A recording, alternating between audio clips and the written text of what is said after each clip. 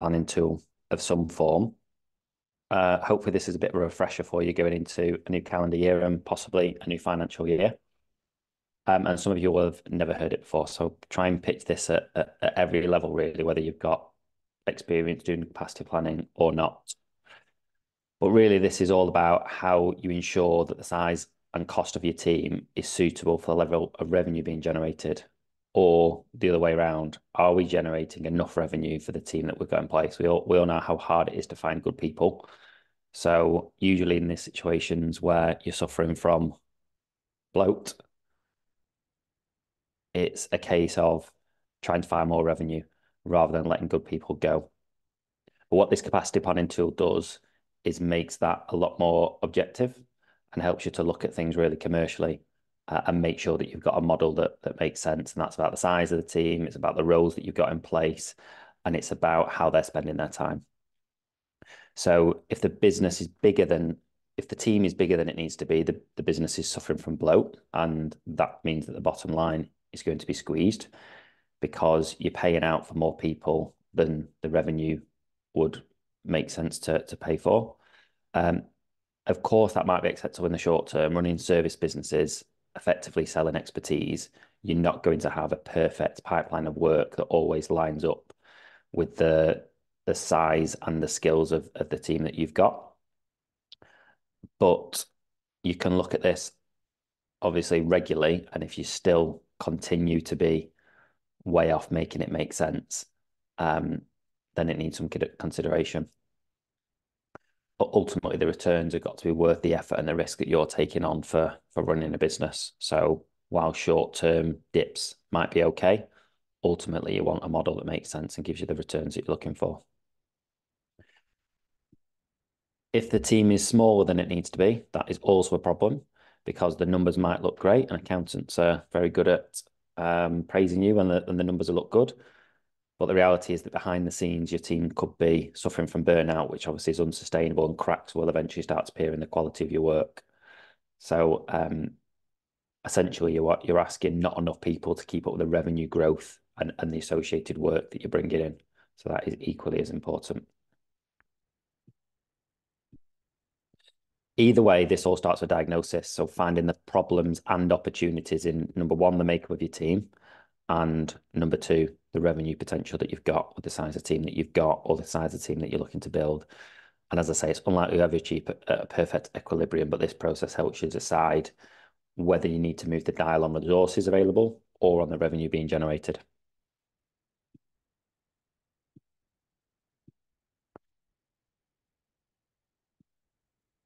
And as service businesses typically sell time for money in one form or another, understanding this model is going to drive decision making in the short and long term. And what I mean by that is you've already got a team now that is already achieving certain levels of utilization and certain day rates, which I'll come on to shortly. So it's really important short term to be realistic and not just look at a visionary idea of what you believe surely the utilization rate should be X, when in reality the Y, surely the day rate should be X, when actually the Y. Be real in the short term about where your business is at. Um, and as your business grows, obviously the picture changes. And the recovery and structure of the business obviously changes as you bring more managers, more support team in. Utilization rate overall is obviously going to be affected, but arguably even for the chargeable people because you are not as close to the action, let's say, and you've not got your eyes on as many things as when you're running a smaller business.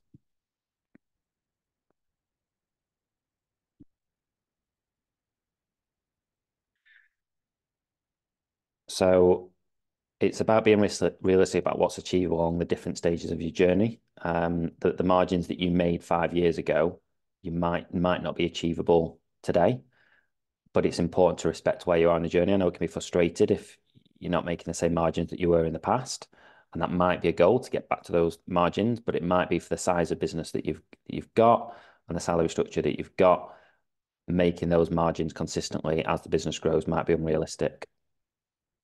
This also gives you the ability to model the effect of strategic development activities. For example, if you're looking to deploy, we'll often say to our team, we'll often have clients saying to our team, I've got couple of people that are working on innovative projects, that are working on R&D, and that's understandable. You want to be thinking about long-term strategic opportunities as well, but it's just about modeling that and understanding the impacts on the revenue that's now available by a diluted team. If you've got people on non-revenue generating activities, and quantifying what that looks like and making sure that you're still happy that it gives you the revenue that you need to run a profitable business.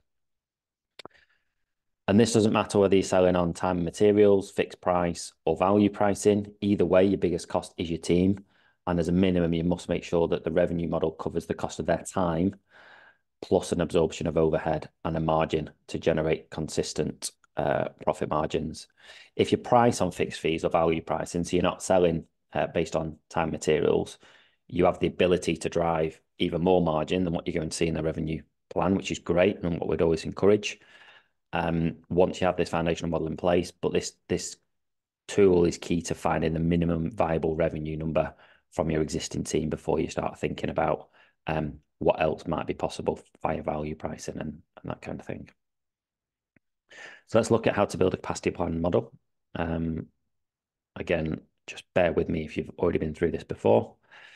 But effectively, you're going to list all the employees that work in your business. So this is a Google sheet that's available. We've got it as a template. Depending on who's seeing this information, you may want to anonymize the employee. You want to know the role that they're providing and the salary that they're on for each person. You then want to enter the number of working days per year, which is 52 times 5, 260 if they're full-time. But if they're part-time, you need to prorate that down. Obviously, you need to account for what I've called allowances, so holiday, sick, time off for training courses, or anything else that's clearly going to not put them in a position to be able to work on revenue generating activities. And then the remainder is the days available to them where they could conceivably work on chargeable client work. Then assign a utilization rate. This is the proportion of that time that's then remaining that can actually be expected to spend on that chargeable client work.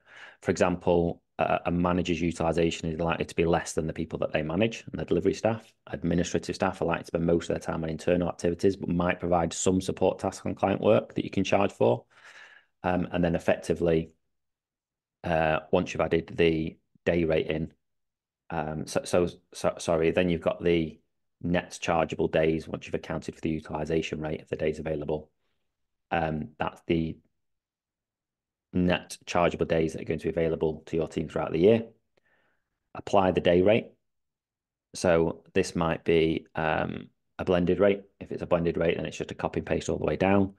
If it's different for different roles, then obviously you need to vary that in here. And you'll have now computed your total revenue capacity for a month or a year. So all the formulas are set up in the spreadsheet that I'm going to show you so that this is calculated for you. And you just need to put in the variables in terms of day rates, utilization rates, etc., and play with it really. Now, just looking at the revenue number per employee is not going to give you the full picture because obviously some employees cost less than others. So it might be quite conceivable that higher paid employees deliver higher revenue, but then you can look at the profit per employee and the profit margin per employee to see what your return you're getting on each individual. Tracking it in reality is not always easy. So I would just emphasize that this is a model and it gives you a picture. If you've got the ability to then track revenue per employee, fantastic, because then effectively each month you could track the actuals against your model and see where you're falling short. But ultimately you want the bottom line of total revenue available for each individual, the total of all of that. You want to compare that against the revenue that you're achieving in your P&L, and you can start to diagnose why you might be falling short of that or why you might be going over. So I'm going to show you a quick example. If somebody could just drop a thing in the chat to say that it has moved over to a Google Sheet, make sure that I'm sharing the right screen. So hopefully you can now see a Google Sheet showing 7 people. Someone could just drop a note to let me know. Brilliant. Thanks, Amanda. So this is an example 7-person agency. Um, we've entered the roles of the people, again, anonymized because you might want to share this around your team or externally and anonymize who the employees are. So enter the salaries in here, and then these things all get calculated automatically. So we need to account for the fact that you've then got a not insignificant amount of employers' national insurance on top of that salary, an employer's pension. Then this calculates the total salary cost. You enter the days per annum. So again, in this example, everybody's full time. The holiday entitlement, any other time off, work, training days, etc. That gives you the total net working days, which is the days that they work, the days that they're contracted to, minus the days that they can't conceivably work on chargeable work. Then the cost per day is effectively their salary divided by the number of working days. And when you apply the utilization to that, you get the net billable days. So this person works 220 days, but they're only on client work 20% of the times. They've only got 44 days available to them. They're a managing director. That's why they're spending less time on chargeable work. This business has got a blended day rate of £700, and therefore one times the other gives a total revenue, a monthly revenue as follows. So we can see that in this example, this agency can do £639,000 of revenue a year, 53,000 a month. The gross profit on that is here, which effectively is the monthly revenue minus the salary. And then if you take your overheads off for the month, you'll get a net profit down there. And if we look at a bigger agency, you're going to have much more roles in the business, and you're going to have lots of people with lower utilization rates because they might not necessarily be chargeable. I would still recommend putting every employee in here and every role in here, just because then you've got one definitive list, even though some of these people are not going to be chargeable. You might even get some people who it shows as loss making because their cost is more than what they can bring in revenue. But obviously, I don't want you to look at it as loss making. That's just another contribution to the business and a cost that inevitably you need as you grow. And then same principle. So in this example, this business is £39,000 of net profit per month, 21% operating profit margin. And you can see the breakdown here between monthly revenue, gross profit after salaries, and overheads as well.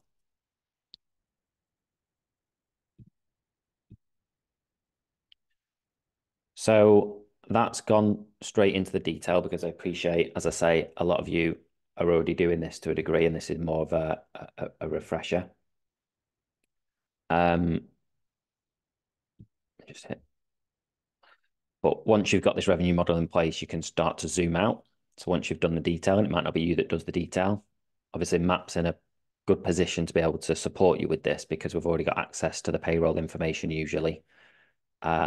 We can drop all the employees in there for you and the roles and the salaries, and we can have a good stab at the working days and that kind of thing.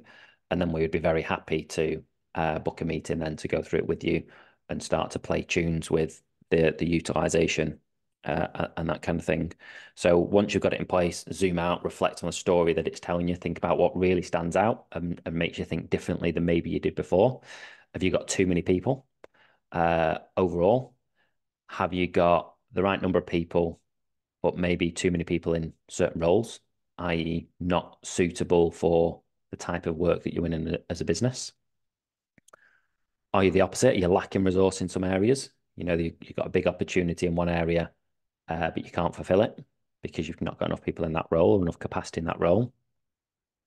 Or do you just want to go and find more revenue because you've worked hard to build a team, you're really happy with the culture and the people and the roles that you've got in the business, but hopefully then this is giving you clarity of what your existing team is actually capable of, and it creates a bit of accountability for your team as well. And then you can go away and seek the right type of revenue, which I think is really important, and particularly if you are employing a salesperson, to make sure that they are going and winning the type of work that is appropriate for the team that you've got. Of course, needless to say, when you do all that, start with your existing client base first. So who in your existing client base has the potential to buy the services that your revenue plan has showed you that you want to sell. So again, feel free to book in a session with your contact owner and they will apply this to your business. They will be able to populate as much as they can based on the information that we've already got internally to make a start on this. And then the idea would be to have a meeting, share a screen and go through and say, okay, are these people realistically utilized for that level? And you could have two versions of this. You could have what do we want to achieve in the next year? What's short term based on actual utilization rates that we're achieving as a business. And then you could have another one that plays scenarios on that and says, well, what would happen if we increased utilization rates in certain areas or increased day rates to get you to where you need to be. And so I find it a really powerful tool because instead of the default of, okay, we need more people, we need less people, here you can be a lot more scientific about it and say, well, actually, what's possible with the team that we've got? What's possible if we just increase utilization by 10% or day rates by 10%? Do we really need to go and get more customers? And do we really need to go and get more team members? Or are we actually sat on a gold mine of opportunity with what we've already got? And then it's stress testing that model, really, stress testing it against reality and what you're actually achieving, and start to understand the differences between the actual results and what the model told you, and then booking time in with your contact owner at MAP. So if you've already got these tools in place, hopefully this is a refresher to remind you to make more of it and make more of our team and working with you on this.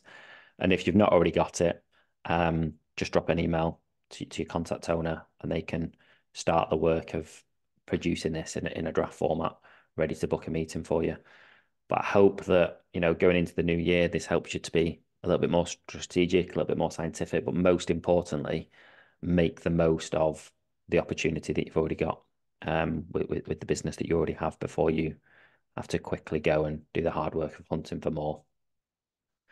Okay, I hope that's been really useful. I wanted to keep it short and sweet today. I will share the recording later today in the WhatsApp channel, and I'll also share it over email, and I'll share the slides as well.